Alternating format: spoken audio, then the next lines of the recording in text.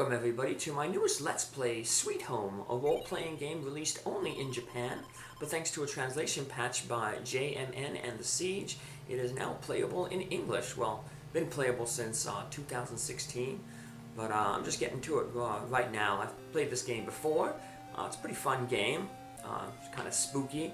There's some pretty gory things inside of it, but overall it's very, very interesting. It's a very unique role-playing game.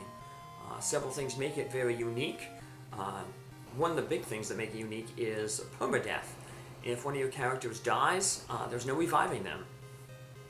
We're basically stuck inside this mansion that we're investigating. Basically, our 5 characters are a documentary team, and they're coming to this abandoned mansion in the hopes of finding some artwork of the previous owner, this famous artist Ichiro Mamiya. And he disappeared 30 years ago. And we're going to basically uncover why he disappeared, and we're going to learn why this house is haunted. So yeah, we came in here and you see this ghost right now that appeared and basically says talks about her baby. So we got a big mystery to uncover here. So the only way we'll be able to heal ourselves in this game is as you wander around, sometimes you'll find these bottles called tonics, and drinking them basically restores all your hit points to max and restores your prayer points, which are basically your magic points in this game, to max. They are limited in supply though, so you don't want to use them right away. I like to gain a bunch of levels, usually get to say level 10 and then drink a tonic. And that way, I'm almost set for the game in terms of tonic use. This has a low level cap. Your characters cap out at level 20.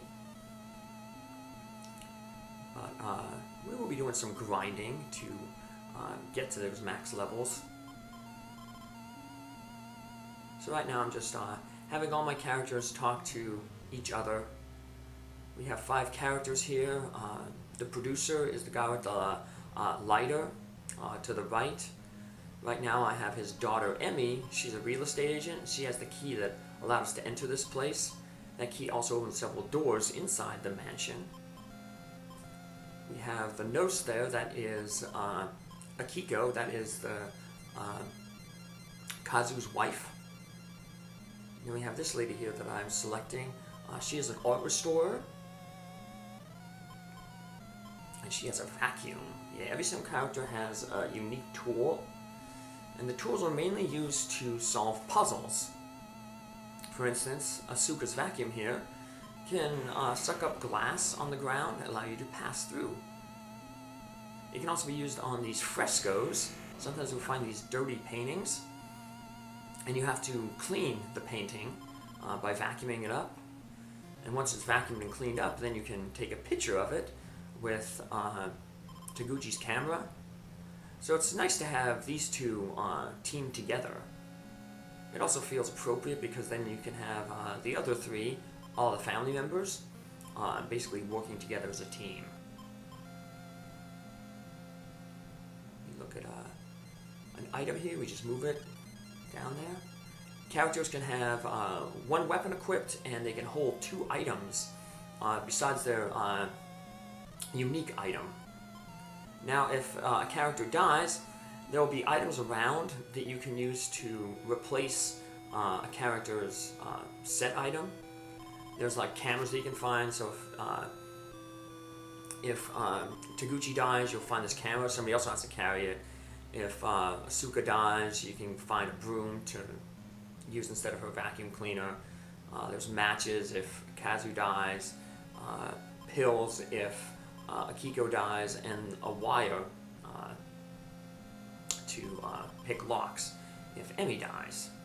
But we of course will not be having any characters die, except at the end, because there's actually 5 different endings in this game, depending on how many members of your party survive, so I'll be showing them all off, but until I get to the ending, I'll be keeping all my characters alive.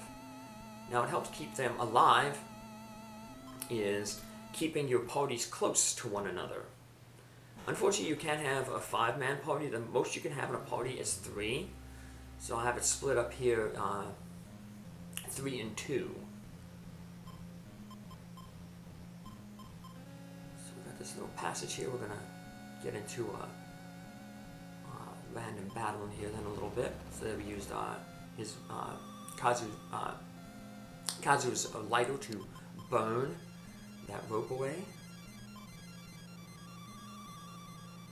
Now those blue spirits that flew by, if they touch you, they warp you to a different location in the mansion.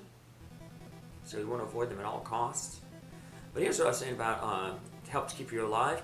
If you keep your parties close to one another, when you get into a battle, you can call the other party members, and you have a few seconds to reach. And then if you join, now all 5 of our party members will be fighting this evil doll. The good thing is all of your characters get to go before the enemy goes. So that's why it's important to have as many people as possible fighting each battle. So I'm going to take these pieces of wood. These pieces of wood can be used to cover a hole, and then you can walk across the hole. Earlier we saw there was that chasm, and Asuka was like, man, we need a bridge to cross this. Well, these planks make the bridge. However, like I said, they can only be crossed 5 times. The wood can. There's another item called the board, and that will never break under your weight. But they are far more limited than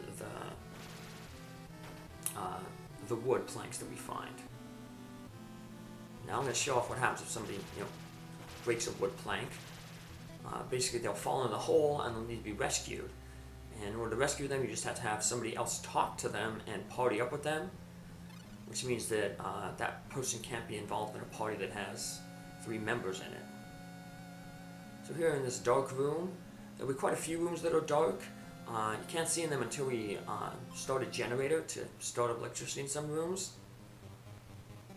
Until that happens, you can use these wax candles to light the way, but it only lights the way for the party that has the candle. So like when this party comes in, you'll notice it's still dark because they're not carrying the wax candle. We're gonna fight these ghosts here. Try the gleam. That's a status effect. If a character gets hit with the status effect, you basically have to have Akiko use her medicine vial to heal them up. So we're just going this way just to grab this spear over here. This feels dangerous. Better team up for safety. Good idea. We'll grab the spear. Weapons have 2 different attack values. One is for physical on the left. The right is the spiritual, for spiritual entities. Enemies have different properties. Like the doll is obviously a physical enemy. A ghost is a spiritual entity. So some weapons do more damage to physical things than to spiritual enemies. So, for instance, the rune knife doesn't do basically any damage to physical enemies, but it does good damage to spiritual enemies. And its counterpart, the fruit knife, does some damage to the physical enemies, but nothing to spiritual enemies. So, there are basically several types of weapons. Knives, spears, axes, swords, and clubs. Most of the time, weapons can be used by anyone, but there are a few exceptions. Some of the women can't use some of the axes, and some of the men can't use some of the knives, like the rune axe. Women can't use that. The men can't use the rune knife. But like I said, for the most of the part, weapons can go on anyone. Right now, we just have some really bad weapons. Basically, the fruit knife's the worst, then the rune knife, then the rune spear, the oak spear, the rune axe, and then the silver axe, and then there's a few more weapons, but for right now, we're just going to be finding those weaker weapons. This guy tells us that our tools can also be weapons. bugs hate fire, and bats hate flashing things. So here we're going to see what happens when we cross. See, Asuka was the 5th one to cross that board, so she fell. So what you do to rescue her out of the thing, you have to team up with her or someone, and then whoever teams up with her, or whoever falls in the pit, will rescue the person. So these are actually a good enemy to grind on, these maggots. They give you a decent experience, and they are weak to the lighter. So you see most of our characters only doing like literally 4 damage, some will be doing like 1 damage, but the lighter will do like up to like 18, I believe. So yeah, 13 damage. So Kazu's poison, we're going to go to Akiko, and she's going to use the remedy, and that cures the status ailment. So poison, basically when you're poisoned, you lose hit points every time you take a step. And as we get to different status ailments, I'll point out what they do. So we're going to use the vacuum to suck up this glass. We got another fresco to look at there. This fresco will actually be covered in dust. So that's why Taguchi and the cameraman and Asuka make a good team, because they can just go to a fresco and take care of it themselves. Asuka can vacuum it, and Taro takes the picture. So you see it's really dark. It's covered in dust. We use the vacuum, cleans it off, and then Taro can photograph it.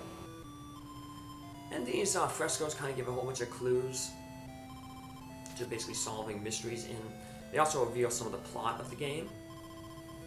So we're going to need to find this mallet.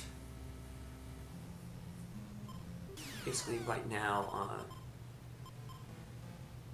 we're going to run into a dead end a little later. There's going to be a room that's dark that we can't get through until we light the generator. But to get to where the generator is, we're going to need a mallet to break down some blocks. So that's our little clue that we got to find a mallet. Let's head over here. Get a new item. Get this rune axe. As you can see, though, I'm going to show some of the ladies. They can't use the rune axe, just like the men can't use the rune knife. So we'll give the rune axe to Kazu here. Kaiser. Pronouncing these names terribly wrong.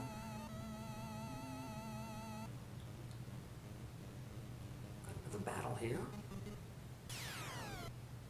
An evil doll. Weakest enemy in the game. If you want, you can use like the board on them to give some damage, but they're so weak that just attack with your regular stuff. Your regular weapons. You'll be fine. Yep. Knocked it out right away. Doll. It doesn't give us any clue though. Yeah, sometimes when you interact with things like this body over here, it'll give you a clue. Or like that one skeleton did in that room. It mentioned it was like, hey, there's a chandelier fell. Yeah, sometimes when you walk on certain squares, you get like this little quick time event where you can either dodge to the left, dodge to the right, duck, or pray. Luckily, if you fail the quick time event, it's random. You don't take too much damage. Like a chandelier is going to fall on you and you might lose like 3 hit points. But overall, they're not too deadly. There we go. I'll get some levels up here. Nice. You can head on back down this way. Put a board there across there, but there'll be a different way to get around that little entrance there with this little obstacle. So again, we're going to call our other party around. I did keep them a little pretty far away, so I kind of tempted fate there a little bit, but there we go. Finished off.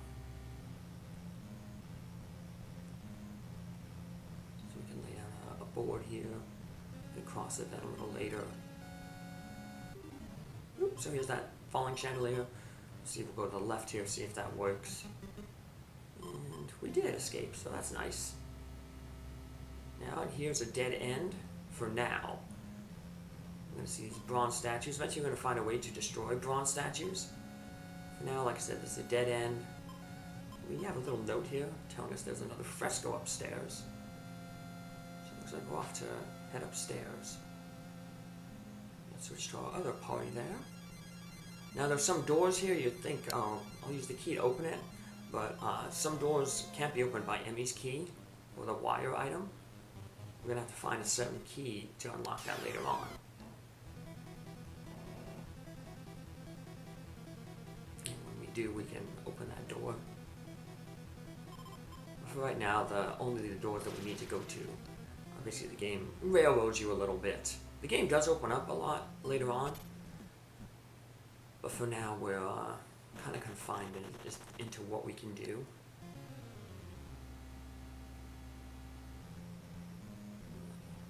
Let's head on in here. Got this little passageway here. Enemies hide in the shadows. Skeleton. Another spear here. So now Akiko will finally have a weapon. Everyone will have a weapon. Not the best weapons, but they'll do for now. Better than nothing. There's a good sword up there. We won't get that until much later in the game. So we got some maggots. I should have had thing called because he did so much damage. I didn't even get a chance to heal to call the other group. This party defeated it before. So experience is going to be a little bit different, but not too bad, you know. So now we can just take a shortcut across the plank there. We got some more doors here. But this door coming up can't be opened by Emmy's key.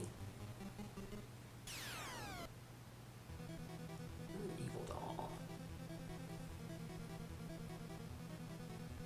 Call her a party. Have everybody gain the experience.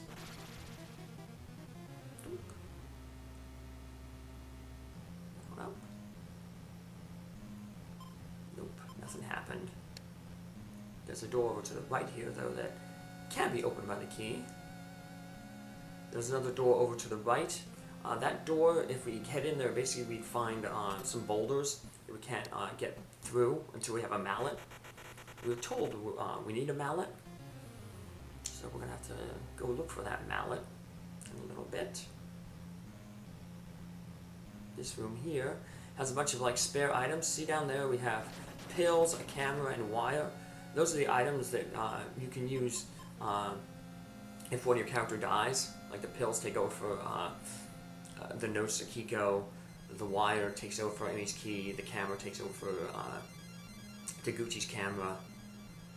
But we won't be able to get those items yet because we need a mallet to break down those blocks that fell down from the ceiling. Here's a pretty tough enemy, these snake enemies. We also got these tough enemies in here, these bats. But luckily, just like we can use the lighter against those maggots, we can use Taguchi's camera against the bats, and that'll help defeat them. Just attack this skull. Ouch. Got poisoned.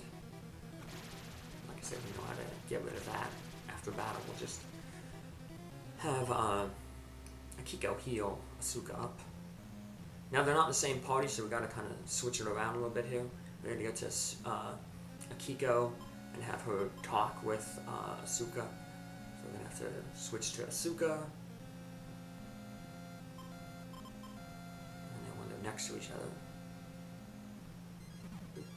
But looks like before we're going to get into heal, we're going to get into the battle here with these bats. These guys can also be pretty tough. Like I said, we're going to use the camera on them, do some extra damage. And then of course call other party members to help join in the fight. You'll notice these bats are different. They actually have a sprite that interacts with you on the battlefield. Well, most of the battles we've been getting into have been random encounters. The good grinding room that I mentioned earlier, basically at the beginning of the episode, is going to be in the dark room up ahead. But once we restore the generator, there's these respawning armors in that room, and you just fight them over and over. Like I said, they get pretty good experience, and because they're not a random encounter, you can farm them pretty easily. Let's take out these bats. Eventually we'll be able to go into that fireplace, but we've got to find a way to extinguish fire. Let's take some more wood. Got another spear here, a rune spear. That's a little bit better than the rune knife, so we will switch it out. And then we'll grab another candle there, so both teams will have a candle to explore the dark. We're going to need that when we go to light that generator. But this is a good place to stop for now. Good thing about this game is you can save it anywhere. So it's like those Saga games, the Final Fantasy Legend games. So I'm going to save right here, and I'll meet you back here in the next episode. Have a good day. Bye.